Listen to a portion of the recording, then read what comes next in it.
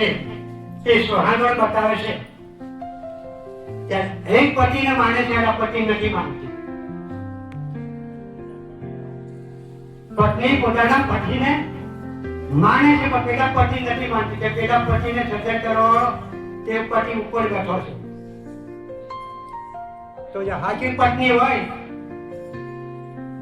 ત્યારે જમતી વેળા તે હાચા પતિને સન્માન કરવું જોઈએ, પ્રેમ આપવું જોઈએ, સ્વાગત કરવું જોઈએ અને તેને માન્ય કરવું જોઈએ. અને આ ત્રિપુર તેનું છે, આ પતિનું નથી. અંદર વાળાનું આઈ લગાડેલું છે. એટલે એમ કરે સોહાગણ તો કોને કહેવાય કે તે પતિને માને તો સોહાગણ. આ પતિને માને આ પતિનો મૂકીને ચાલ્યો નહીં જાય તો તારું સોહાગણ ક્યાં રહેવાનું? આ તો મારે સાંભુ આવે એટલે મારે અંદર ઝપટી પાડવું પડે. એટલે અવશ્ય મતલબ એ તો બધું પણ સમય પ્રમાણે મારી પાસે આ નીકળે બધું.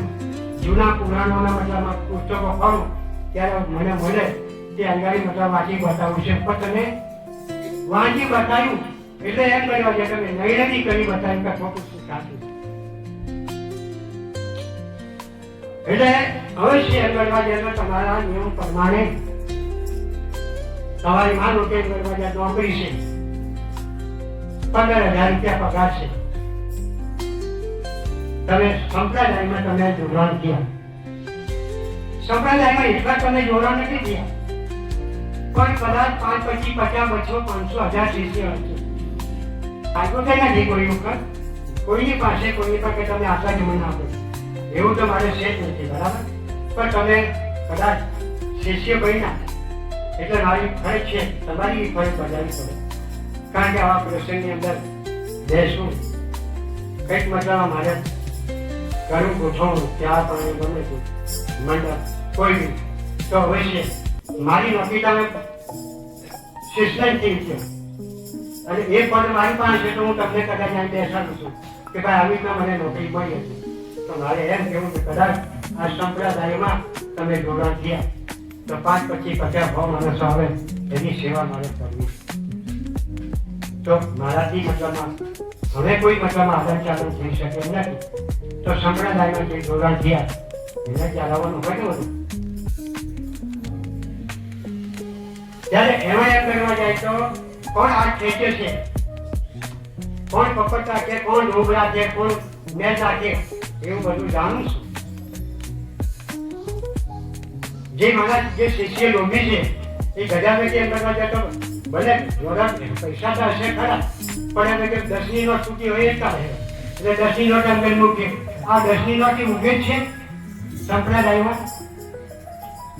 આખર ઉડ્યાથી આવે તો આખર ઉડ્યાથી મળી તો આપે તો 10ની નોટ મતલબમાં શું સંપ્રદાયની અંદર આ મારે કરવું શું? એટલે કરવું ના કરવું એ તમારી અંદર છે. મેં માર્ગ બતાવી દીધો એક આ ભવસાગરની અંદર માર્ગ બતાવ્યો. ત્યારે કીધું કે ગંગા કિનારે ઘર કરજો નાજો નિર્મળ નહીં. કબીર કહે કે દીધા વિના પામે કે બે દાસ કબીર.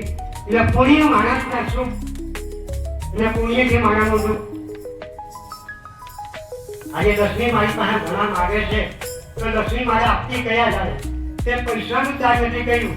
ભલે આજે આ કરોડપતિ બની ગયો પણ એ કરોડપતિ કોણ ખાય અને કોણ વાપરે તું કે જવાબ જરા ધાર એમ જ ખાલી. એટલે અવશ્ય પૈસો જા મતલબમાં કાળ વિનાનો પૈસો નથી.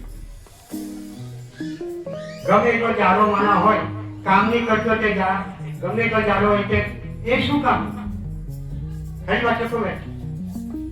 જ્યાં કૂવો છે તે કૂવે પાણી પનિયાળી ત્યાં ભરતી હોય તેનું ખારું પાણી હોતા નથી ભરતી. તો અવશ્ય એમ કરવા જાય તો આ જીવનને કદાચ સતના માર્ગે ચલાવવા માટે પરમાત્માએ 1084 જન્મની અંદર પાપ પોતી કરીને આવેલા તે પાપનું નિવારણ કરવા માટે માનવ અવતાર મળેલો છે.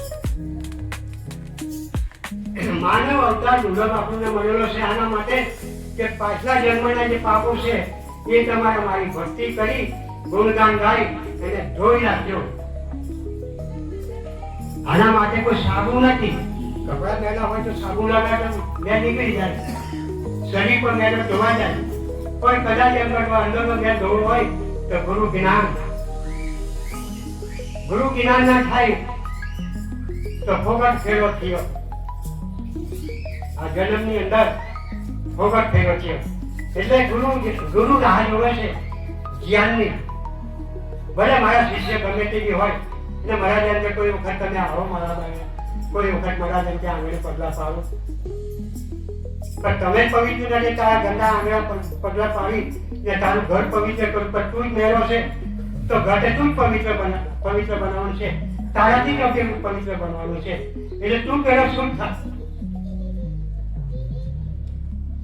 એટલે કદાચ એમ કે મારી આશાઓ બીજા કરતા છે ઘણા પણ એમ કરવા જાય તો આ મહારાજ